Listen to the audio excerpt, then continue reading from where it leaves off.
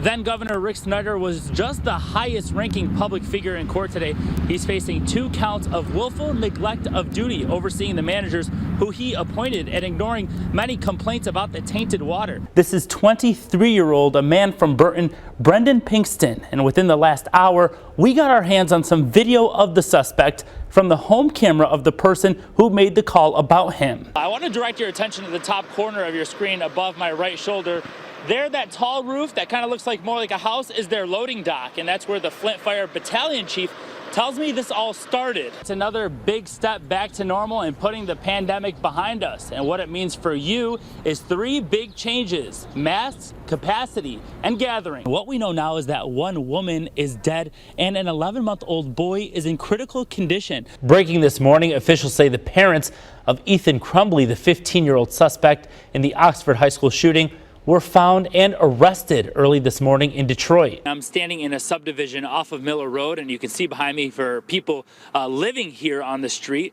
Look at their backyard. It's the Genesee Valley Center, and more specifically, that's where J.C. Penney is. And one woman I spoke to says she has at least 3 of her neighbors who had possible suspects knocking on their door and asking to hide. Friends and family of the 24-year-old Chris Smith from Flint were in absolute shock when they found out he was involved in this accident. One of those companies, Northgate, is taking over the building behind me that you can see here in Burton on Genesee and Davison Roads. Now, I want to step out of the way so you can really see how big this building is. 1.1 million square foot building that used to be used to operate their warehouse. City leaders are definitely taking notice of this. Today I spoke with newly elected Flint City Councilwoman Tanya Burns, who is now chairing the Public Safety and Crime Ad Hoc Committee.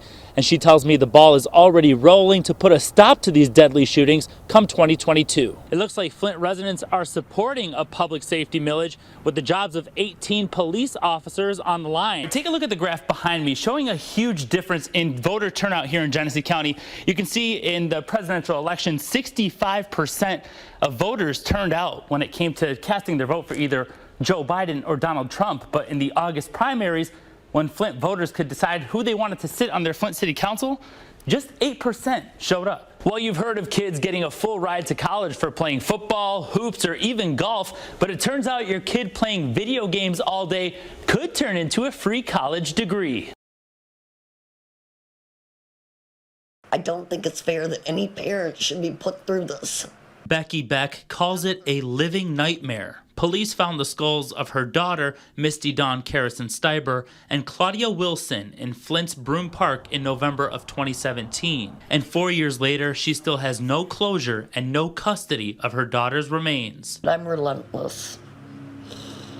And I told him, I will be the one knocking on your door every day if that's what it takes. Beck has been begging for custody of Carrison Steiber's remains, but that was denied because she said investigators are working with the skull.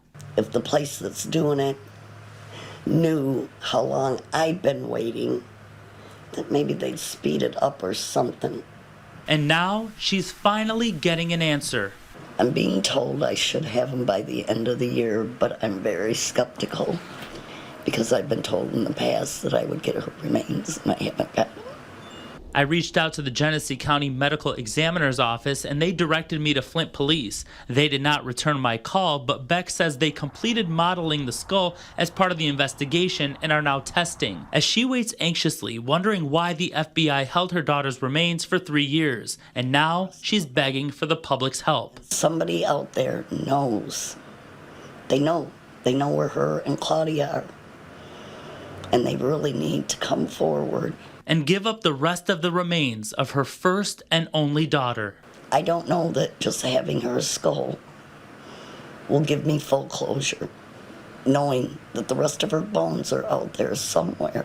He called his friends the day before, wished them Merry Christmas, let him know that he's going to be with his family, and he was really excited.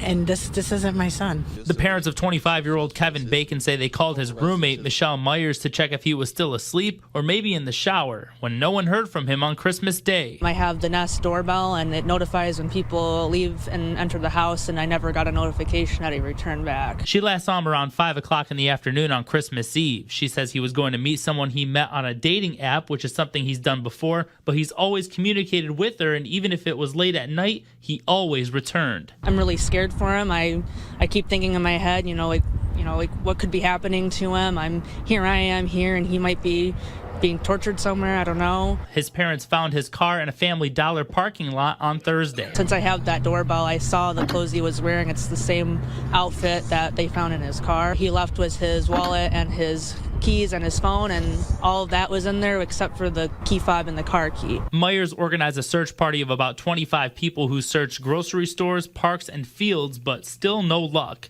Police used a K-9, drone, and even a helicopter in the search for Kevin, but so far they say there are no leads. I still just want my son found, and I want him to know that we are doing everything that we can to bring you home, and we love you.